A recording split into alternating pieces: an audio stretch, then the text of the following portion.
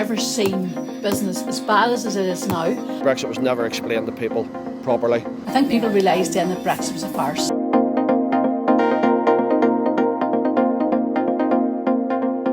This is the village of Belleek. It's one of the frontiers of Brexit, because just behind me on that bridge is the border between the Republic of Ireland and Northern Ireland. It's a very wet day here, as you can probably tell. We've travelled here to find out how Brexit changed people's lives. As we walk around the small town, we meet Celine, who's lived in Belleek for over 60 years.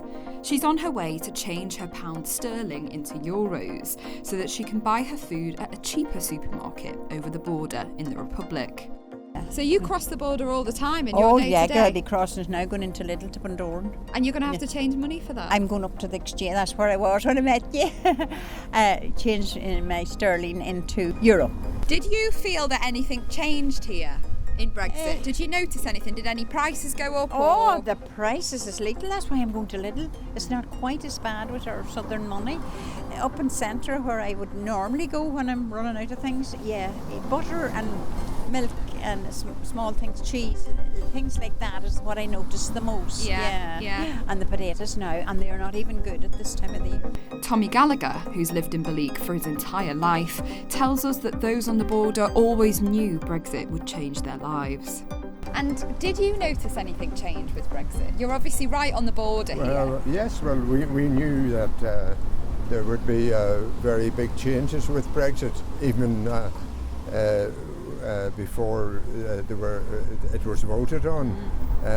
Living here at the border, I remember very clearly the day after the referendum. My grandchildren live in Southern Ireland, about a two-hour drive away, and they were ringing up and asking would they need passports now to come and visit us. And this is a border area which was starved of investment throughout the time since the border was set up, and the funding from Europe made a big difference here, and it certainly made a big difference to the economy and job creation. Since the majority of people here voted to remain in the EU, there's a lot of unhappiness about Brexit. Perhaps the people who feel most affected by Brexit here in Belleek are the business owners.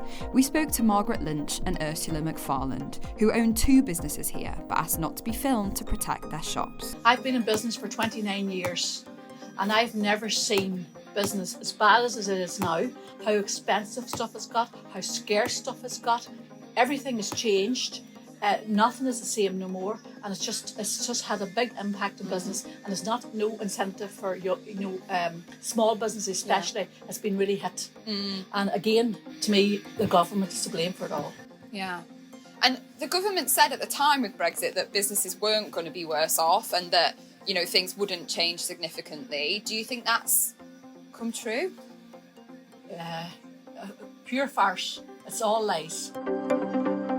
We're crossing now from Northern Ireland into the Republic of Ireland, but you really wouldn't know it. There's not really any indication here that the borderline is right on this bridge.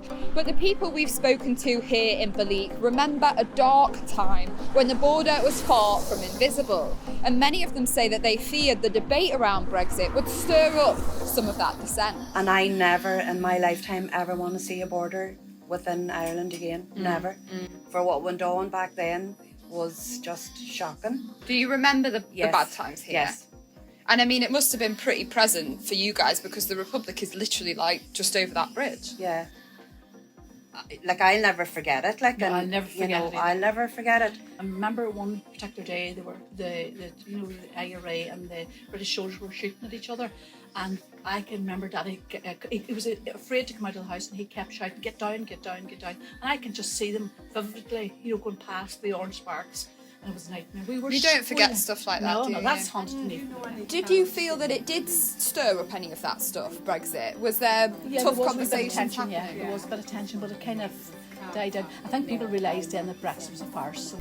But of course, it's not just on the borders that Brexit has changed life in Northern Ireland. we headed to Belfast to meet David McCord, an HGV driver and union representative. Do you think there have been any positives for your sector in Northern Ireland? With Brexit, no. In hindsight, Brexit was never explained to people properly. What was going to happen, what would happen. It was a government that said this is going to be brilliant, it's going to be fantastic, we're going to be our own people, and nobody's looked at any of the wider aspects at all that affect local economies, local retail, local business at all. Not far from where we're standing is the Department of Environment and Rural Affairs depot, where all that stuff that comes in has to go. Drivers are then coming straight off boats there, driving to there, and could be sitting for 4, 5, 6 hours, sometimes overnight. So they can be sitting there in traffic essentially overnight? Yes. Okay. I mean, that must be pretty frustrating. It can be, especially if you're coming off a boat there and you live 20 minutes away.